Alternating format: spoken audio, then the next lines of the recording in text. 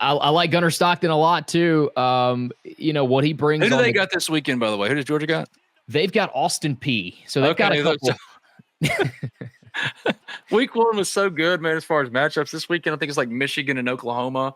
Iowa State's pretty good. Like there's some, but there's a reason Ole Miss Kentucky's at 2:30 on ABC. Right, exactly. Not because Georgia's playing Austin P. Oh, Georgia's playing Austin P, and they'll get another opportunity to kind of, show us what they're made of. I mean, it's really hard to say what they look like against Marshall, who has like nobody coming back this year. But the things that I wanted to see from Georgia, I think I saw. Gunnar Stockton obviously ran the offense well. I want to see what he looks like rushing the football against SEC defenses, because he's good, man. He's really good on the ground. That's always been his like primary thing. He's a great rusher. Would love to see him open it up a little bit more and throw some deep balls. We didn't really get to see too much of that, so I can't really tell you how good I think he'll be, because I want to see more deep balls from him. But Zachariah Branch, the transfer that came in from USC, was everything you thought you were going to get. He's going to be a monster in every facet of the game. And I'll say their running backs, Dwight Phillips, they call him Peanut. He was a true freshman a year ago. There was some buzz around him, but didn't really know what he was going to become. I mean, he looks good, man. He could be one of their primary backs this season. Very excited to see what he turns into. I don't know if the Illinois transfer played. I didn't really watch the Georgia game too much. Josh, I forget his last name, McCray maybe, supposed to be a factor for them. But this guy, Dwight Phillips, played well. Chauncey Bowens. Georgia's always got names, man. Even in the NIL era, they've got studs all over the field. But the most important thing was, could Gunnar Stockton run this offense efficiently? And he certainly showed that. And a lot of it was on the ground, which was a component they didn't have with Carson Beck necessarily, that I think will benefit them. And their defense, man, they certainly had some lapses, but the talent is still very stacked, and they hit hard. This looks like this defense could become kind of akin to 2022, 2023 for Georgia, where they're back and they're hitting hard and they're punishing opposing offenses. I think they're going to be back to that level, but it's all going to become dependent on how good Gunnar Stockton is and if he can actually throw the football down the field efficiently. Yeah, 100%. And like when you watch these highlights of Georgia and Alabama, that's why I keep looking over here, because I'm watching the highlights. Yeah. This is what you expected Alabama to look like forever. Right. I mean, and there's a reason why. I mean, Kirby, he took the whole formula and he perfected it and made it his own at Georgia.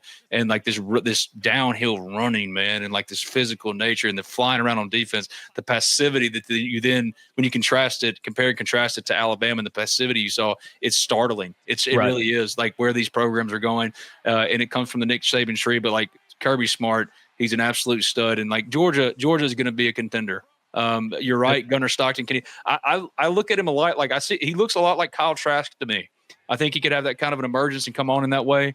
Yeah. A good anticipation throw. He's got some good feet to him. Is that going to be enough to separate Georgia as far as being the cream of the crop in college football? Who's to say? But this is a college football playoff team. If you made me guess on week 2, I mean they got the makeup. The defense is that good. Everything seems to be there. Yeah, Like they have all the elements. They have the weapons this year. Last year, the biggest flaw for this team, the biggest point of weakness was their receivers. They couldn't catch the football and they weren't elite receivers. This year, you have that with Branch, Colby Young, London Humphreys, who you just saw catch the touchdown there. They got some, a couple freshmen that can be a factor. Sokovie White-Felton. Like there's a lot of still there. No, Nitro is not there. Where did Nitro go, man? I don't know, man. Did he go to Texas A&M? Elite name. I thought like he ended up staying at Georgia, but then got in trouble for something because with Georgia, he went to Purdue. Okay, well that's Purdue. Okay. Yeah. You got to worry about Georgia kids driving fast, but other than that, I always like Nitro just had an elite level name. That seemed like a superstar name. So that doesn't sound as good as it said. And the other thing I'll say is you're seeing this guy right now, number 12, Ryan Puglisi. That's there. He's a sophomore now this year. I think if, God forbid, we hope nothing happens to Gunnar and he's healthy and he gets a shot to, lead this team to the playoff or whatever. But if something were to break down, I have faith in this kid, Ryan Puglisi. The throws he made late in the game, granted, I know it was garbage time, whatever you want to say, but I just love the way the ball comes out of his hands, the way he anticipates everything. Just the way the team talks about him as well, even though he's not the starter, everybody seems to be very high on him. If for some reason Gunnar Stockton were to be hurt, I don't think it'd be the end of the season for Georgia. And I think their backup quarterback, Ryan Puglisi, is actually going to end up becoming something really good. And I saw some of that at the end of Marshall where I was like, oh, he's kind of put it together now. So once again, Kirby Smart and his staff, they do what they do. They, always build a perennial contender